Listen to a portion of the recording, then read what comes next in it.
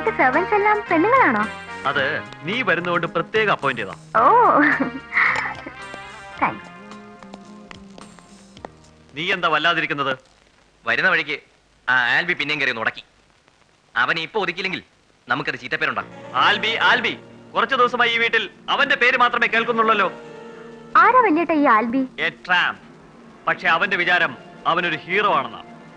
നമ്മൾ ഹോട്ടൽ കെട്ടാൻ വേണ്ടി ഒഴിപ്പിച്ചെടുക്കാൻ ശ്രമിക്കുന്ന സ്ഥലത്ത് അവനൊരു പാരയായി വന്ന് വീണിരിക്കുകയാണ്. എന്തായാലും he looks very nice. യാത്ര കഴിഞ്ഞു വന്നല്ലേ, പോയി റെസ്റ്റ് എടുക്ക. ചെല്ലേ. ഓക്കേ. ഡഗ്ലസ് പറയണ്ട, ഐ വിൽ ഡു ഇറ്റ്.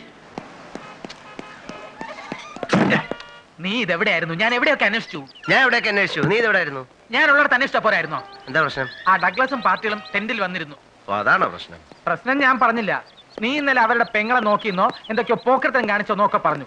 അതുകൊണ്ട് എത്രയും പെട്ടെന്ന് നമ്മൾ ഈ സ്ഥലം വിട്ടില്ല എങ്കിൽ നമ്മുടെ അഡ്രസ് അവരുടെ കുറിച്ച് കൊടുത്താൽ മതി. നമ്മുടെ രണ്ടുപേരുടെയും ഡെഡ് ബോഡീസ് കറക്റ്റ് ആയിട്ട് പാഴ്സലായിട്ട് നാട്ടിലെത്തിച്ചേക്കാവുന്ന പറഞ്ഞു. എന്ന് പറഞ്ഞോ? അത് മാത്രമല്ല, വേറെ പുറത്ത് പറയാൻ കൊള്ളാത്ത പലതും പറഞ്ഞു. എന്നാൽ അവരുടെ പുന്നാര പെങ്ങളെ എനിക്ക് ഒന്നുകൂടെ കാണണമല്ലോ. എന്തിന്? അവളുടെ അഡ്രസ് എഴുതി ഒരു മോതിരം എന്റെ ഉണ്ട്, തിരിച്ചു കൊടുക്കാൻ. ജീസസ്, അപ്പൊ മോതിരം മാറ്റവും കഴിഞ്ഞോ? മോതിരം മാത്രമല്ല, വേറെ പലതും ഞാൻ മാറും. അങ്ങനെയാണെങ്കിൽ അവന്മാർക്ക് അഡ്രസ് കൊടുത്തേക്കാം. കറക്റ്റ് ആയിട്ട് ഡെഡ് ബോഡീസ് വീട്ടിലെത്തുമല്ലോ.